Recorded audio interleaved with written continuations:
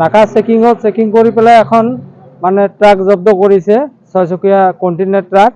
এই ট্ৰাকখনৰ ভিতৰত বাম্বু লোড আছিল।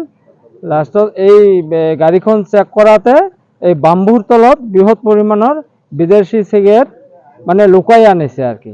এই চেকিঙত সেইখিনি ধৰা পৰিছে। 3জন মানুহ ইতিমধ্যে আটক কৰিছে। ড্ৰাইভাৰ, হেণ্ডিমেন, ইহঁতৰ লগত এজন সহযোগী আছিল আৰু এজন আছিল। এই 3জনক ইতিমধ্যে আটক কৰিবলৈ সক্ষম হৈছে আমাৰ আৰক্ষী।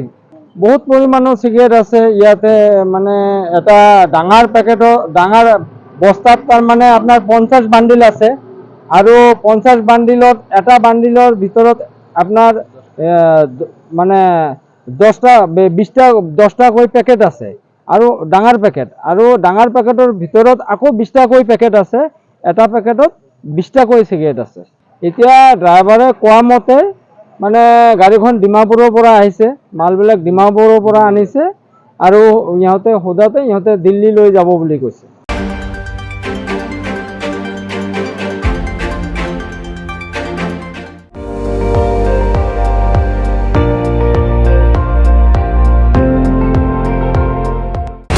আপুনি চাই আছে ND24, সৰ্বশ্ৰেষ্ঠ নহয় সৰ্বোত্তমৰ দৌৰ।